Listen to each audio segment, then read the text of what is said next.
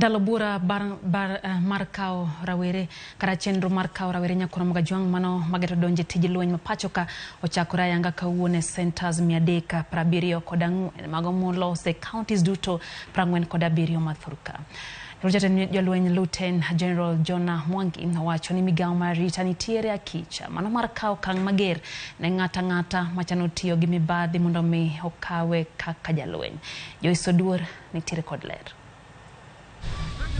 Miche gi miche mag rawere mageto donjo e tij lweny pachoka owuok oko kawuono mar chopo e centers moyiedhi mag kawo jolwenya.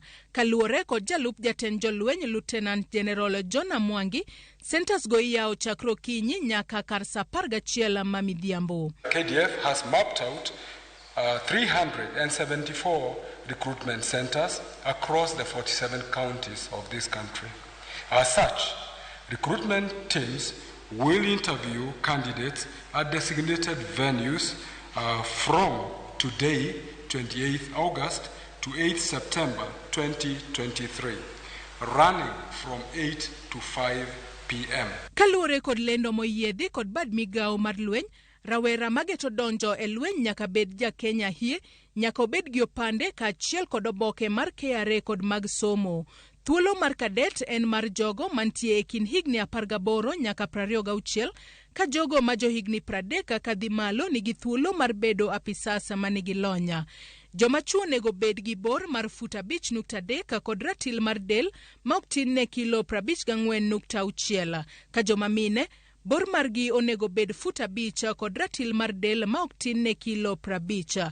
Joma mine mayach ok kaw ka nonro maler mar thieth bende nyaka chiw. Moko kuom kidienje mag tije jolweny mikepe gin puonj, midusa, lony mag aluora, lony e kwano omenda, lony mar tedo, toko gi rwako welo, fuambo, keyo tudruok e kin mamoko. KDF seeks to recruit qualified Kenyans in 3 broad categories, and these are officer cadets, recruits, and the Defense Forces Constabulary. Moko kuom counties marawere owuok oko kawuono wuok tich mar temo hapgi mar donjo e lweny oriwo county ma Homa Bay, Siaya, Migori e kin counties mamoko. Kata kamano, moko kuom rawere ma osewuok oko mar manyo thuolo e KDF ok oyudo thuolo bang' rem chopo dwaro manitie.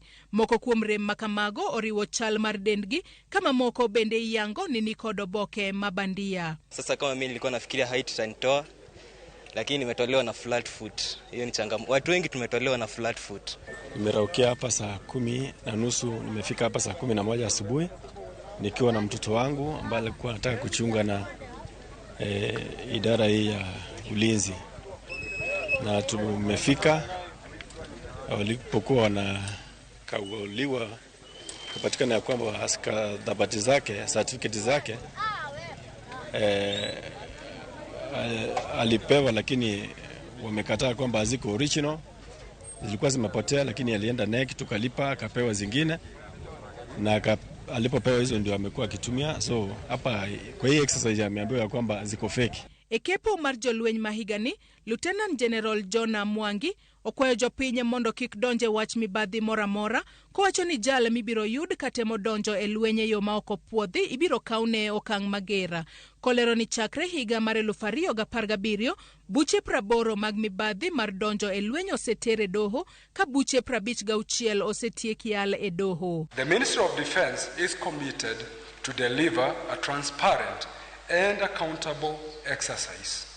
In this regard, any person purporting to have influence to recruit a potential candidate outside of the designated recruitment centers or mechanisms stated in this briefing must be avoided. We have had since 2017 around 80 cases of fraud, and many of these have been investigated.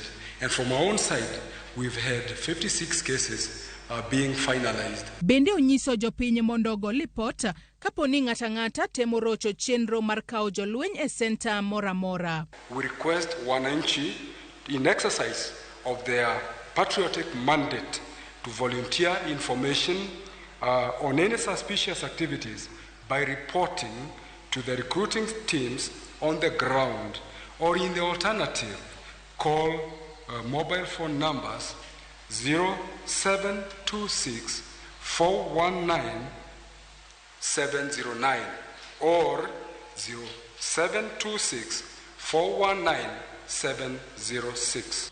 Odiochieng' makin tich ariyo, kepo mar jolweny biro dhi nyime e gwenge mopogore opogore koriwo Magunga, Suba e kaunti ma Homa Bay, Ugunja e kaunti ma Siaya, Kegonga, Kuria East e kaunti ma Migori e kin gwenge mamoko.